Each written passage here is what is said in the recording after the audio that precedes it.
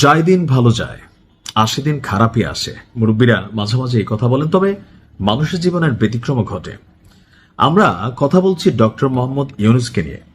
একটা পুলসিরাতের বলে তিনি কিন্তু আটকাই গেছিলেন আওয়ামী লীগের সময়।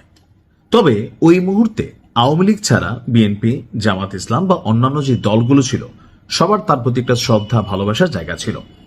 সরকার পতনের পর ডক্টর মোহাম্মদ ইউনূসকে রাষ্ট্র ক্ষমতায় বসানো হয়েছিল অনেক স্বপ্ন, অনেক আশা নিয়ে যে এই জাতিকে তিনি পরিবর্তন করবেন। তবে নিজের ভাগ্য তিনি যতটা পরিবর্তন করেছেন, জাতির ভাগ্য আসলে ঠিক ততটা পরিবর্তিত হয়নি।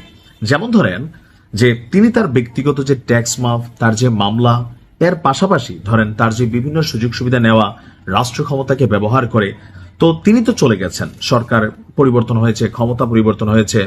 তো এই সকল কিছুর পরে আপনার ডক্টর মোহাম্মদ ইউনূস এই মুহূর্তে অনেকটা স্বস্তির নিঃশ্বাস ফেলছেন যে তিনি তার জন্য কিছু অধ্যাদেশ করেছেন। তবে জুলাই যোদ্ধা বা জাতির জন্য যে অধ্যাদেশগুলো জরুরি ছিল ওইগুলো তিনি খুব পাকাপোক্তভাবে করেননি।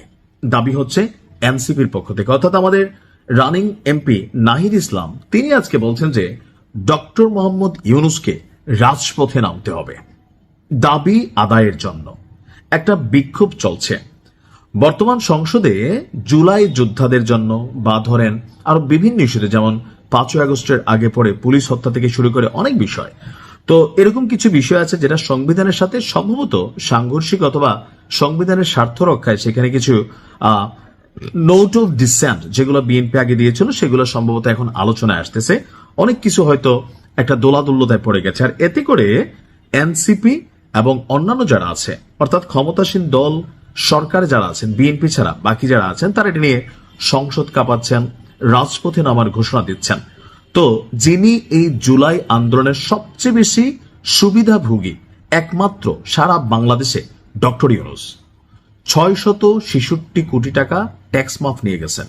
গ্রামীণ ব্যাংকের নামে আপনার 2034 পর্যন্ত সুরক্ষা দিয়েছেন। নিজের নামে আইন ভেঙে 1 বছরের রাষ্ট্রীয় অতিরিক্ত প্রটোকল নিয়েছেন। নিজের নামে আদম ব্যবসার লাইসেন্স করেছেন। নিজের গ্রামীণ ব্যাংকের নামে, মানে গ্রামীণের নামে একটা ইউনিভার্সিটির লাইসেন্স নিয়েছেন। তারপর হচ্ছে স্টার্লিংকের সাথে তার গ্রামীণের চুক্তি হয়েছে। এরকম শত শত নিজের ভাই, ভাতিজা, নিজের কাছের মানুষকে কোটা না মেধা, কোটা কোটা ওইটাতে বিশ্বাস করে তিনি বসিয়েছেন। জনগণের যে আশা প্রত্যাশা ছিল সেটা আসলে শতভাগ সফল তিনি করতে পারেননি। তো এনসিপি মনে করছে, বা নাহিদ ইসলাম মনে করছে, এই যে আপনি এত সুবিধা ভোগ করলেন, এখন জুলাই যোদ্ধাদের স্বার্থ রক্ষায় অথবা জুলাই সনদ থেকে শুরু করে যে বিষয়গুলো আছে সেগুলোকে রক্ষায় আমরা যখন মাঠে নামছি, আপনি আপনার গ্রামীণ ব্যাংক, আপনি আপনার কেরিয়ার নিয়ে ব্যস্ত হইতে পারেন না। কেন? কারণ এটার সবচেয়ে বড় যে ফলটা সেইটা আপনি খাইছেন। So you should join with us, অর্থাৎ আপনাকে আমাদের সাথে জয়েন করতেই হবে, কেননা তারা রাজপথে নামবে। এখন এই রাজপথে নামার বিষয়টা জাতি কিভাবে নিবে? অর্থনৈতিক মন্দা, তেলের বাজারে অস্থিরতা, জ্বালানিতে অস্থিরতা, খাদ্যে অস্থিরতা, সরকার মাত্র গঠন হয়েছে। এই যে একটা অস্থির সিচুয়েশনে এনসিপির এই ধরনের আন্দোলনে মানুষ কি আসলে রাজপথে নামবে? প্রশ্ন কিন্তু এইটা।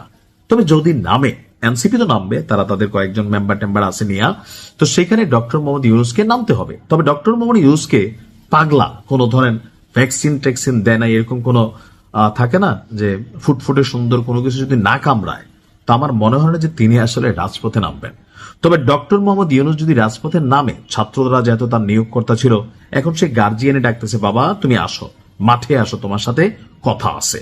হ্যাঁ, তো এখন যদি সত্যিই নামে তাহলে বিএনপির জন্য আবার এটা মাইনকার চিপা টাইপ একটা সিচুয়েশন হয়ে যাবে। তবে আমার রাজনৈতিক প্রজ্ঞা বিশ্লেষণ, আমি ক্ষুদ্র মানুষ, সেটা বলছে যে ডক্টর ইউনূসকে পেটের মধ্যে যদি অ্যাটম বোমা মাইরা দেওয়া হয়, বা মাইরা দেওয়া না মানে বাইধা দেওয়া হয়, তারপর তিনি আর রাস্তায় নামবেন না, এটা নিশ্চিত করে বলা যায়।